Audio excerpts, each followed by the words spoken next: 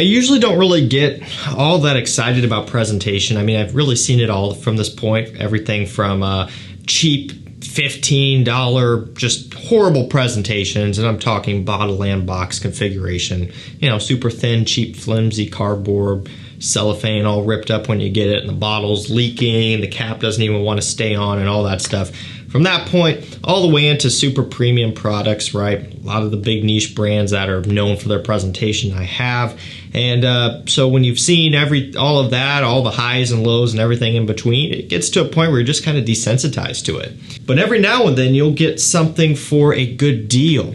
You'll get something that is kind of a normal price, but then you'll get way above average presentation. And that's what we have here. On top of that, it is a clone. And on top of that, a clone of a fragrance that is not normally cloned. So we're going to introduce this one here. We've got Afnan Highness Green, okay? Highness Green, Highness 3 Green, whatever.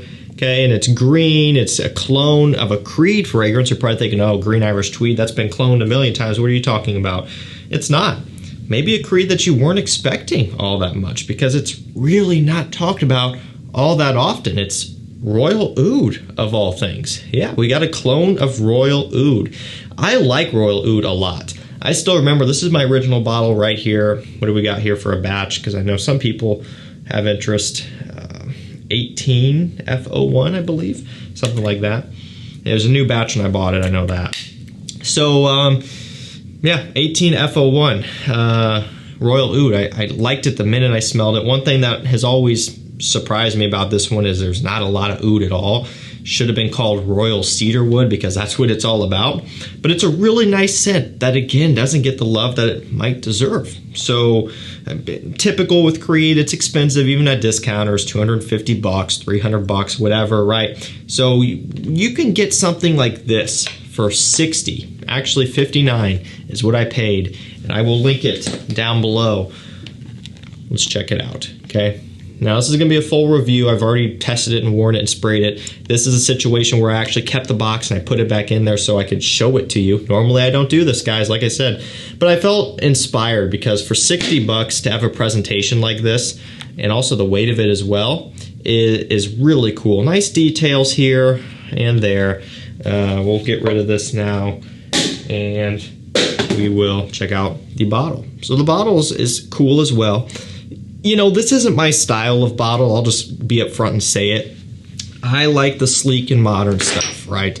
You know, that's just me. Like, that's just what I like. This is very high-end looking and expensive, but it doesn't really look modern to me. I like the modern, sleek presentations. However, one thing that I can't deny is that it has some serious weight to it. The cap doesn't click. It is a press fit. Not all that tight. Doesn't matter too much, though. But the point is, it works, okay? And for the money that you're paying, it's really something special here. So we're gonna go through this one. I'm gonna tell you how it smells, how it performs, when you can wear it, just how close it is to Royal Oud by Creed, and if it is worth picking up. So when you spray this one on, at least for me, right away I knew what they were going for here. You know, so it is that close. At least that is if you've smelled Royal Oud a good number of times. And that's one thing that I talk about all the time. You know, you'll start looking into clone content, and normally, just like anything, you're gonna have comments where, you know, people say, oh, it doesn't smell anything like that fragrance. You know, what are you talking about?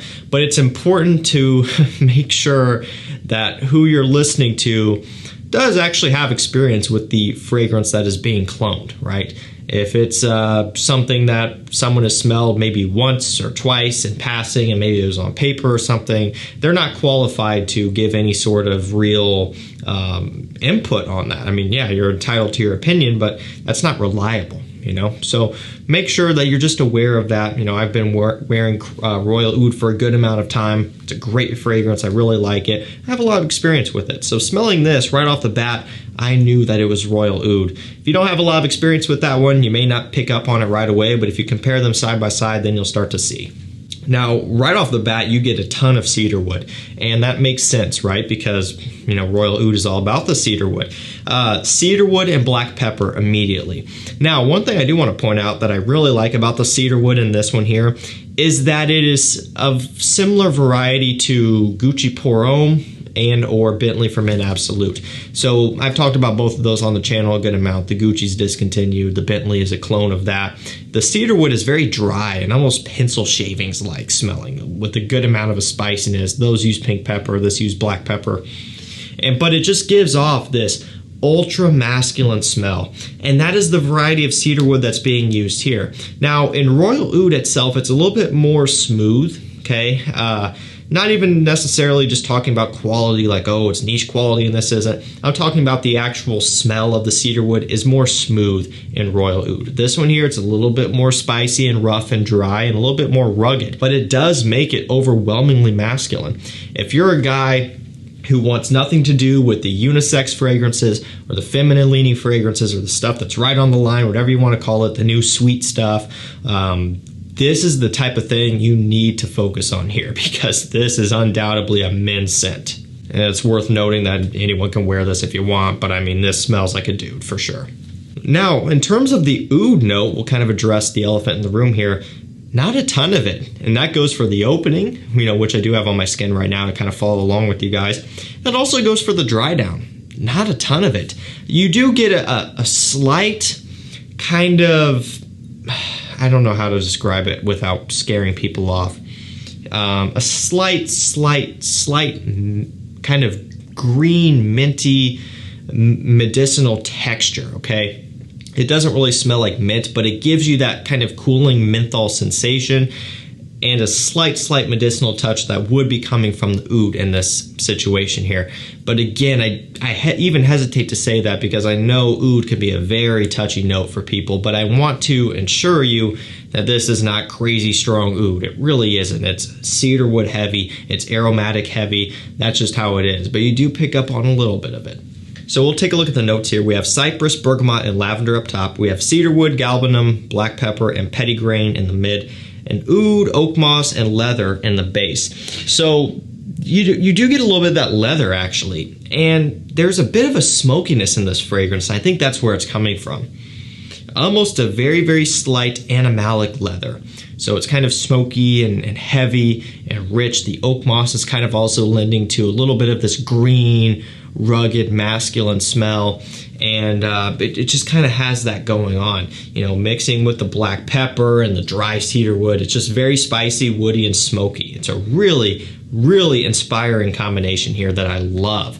And that smokiness and kind of the leather separates this from Royal Oud a little bit, and it kind of just is a different twist in a way, which I really like.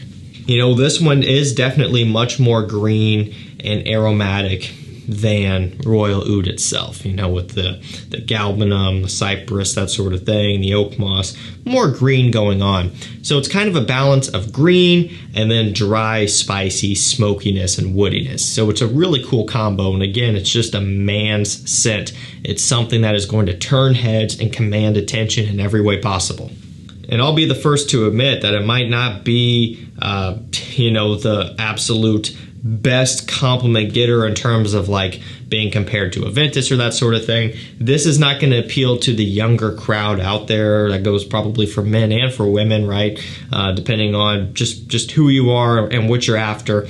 You got to kind of keep that in mind. Much more masculine scent, and these days what is appealing to the younger crowd for everyone involved is typically going to be the YSL-Y EDPs and the sweeter blue fragrances, right? So this is just something to keep in mind, but at the end of the day, it's still a masculine, confident, empowering fragrance that will turn heads and get you compliments. To note of parfum concentration, it's been very consistent on my skin in terms of performance here, 9-10 hours, believe it or not. And it's one of those deals where when you first spray it on and you start testing it and you get 10 minutes in, it hasn't budged in terms of performance. I've talked about this before, but sometimes you can kind of tell how good a scent is going to perform just based off the first 10 minutes, right? If it's something where it dies down fast and quick after the first 8-10 minutes, whatever, you can kind of think, okay, well, it's already starting to lose momentum here. It's probably going to be a 5-hour scent, whatever. This is general. It's not a rule that one size fits all. But I do find that it's pretty consistent to where if it dies off quick and fast like that, it's not going to be the best performer. If it stays strong and, you know, steady at that 10-minute mark, then you kind of know, okay, it could die off quicker later on down the road, or it can keep going and keep going. And in my instance here, after testing it, it keeps going. 9-10 hours is not out of the realm of possibility here. And I was very pleased to see that, especially because typically Creed is not known for having great performing fragrances. Royal Oud does okay, but really, Royal Oud on my skin doesn't do as good as this one. Projection is also pretty strong. It'll leave a good trail, but it'll also push out a good distance as well. So it kind of covers both of those spots there. Good projection, good sillage. People will smell this when you're in the room, and people will definitely smell this when you leave the room as well.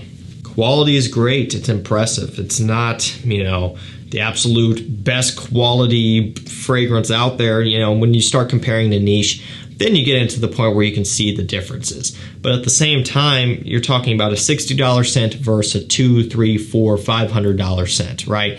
And at that point, it's just kind of like, why bother, right? There's going to be differences for sure. But the differences aren't massive, especially for a newer nose, or definitely especially for people that's in the public. So it really doesn't matter that much. At the end of the day, if quality is your main focus, you're not going to be looking at clones. So who really cares all that much? The only time it matters is if it's super, super crappy and smells horrible because the quality is so bad. But that's not the case here. It's smooth from opening to dry down. It is important to note that, again, that cedarwood, black pepper, smoky combo is rough and jagged. That's not an issue of quality. That's just how the scent is. It smooths out as it dries down, but I don't want people to get that impression that it's rough around the edges and sharp because it's synthetic. That's not why it smells like that. It's very close to Royal Oud, and I gotta say, this one here is impressive. You know, the brand has been doing some good stuff. This one's a little bit more expensive. It's kind of in more their premium line, as you can tell by the presentation. It's $59, $60 for this 100 ml bottle here, which is nice. All of that said, this is a worthwhile pickup. I'm impressed, really. Even if you have Royal Oud, this is a nice different variation. I know for me, there's going to be times, especially in the fall, where I'm going to be wearing this over Royal Oud, and I can't wait. That's going to do it for me. Thank you so much for watching. Stay safe, stay healthy, and we'll see you tomorrow with another one. Take care.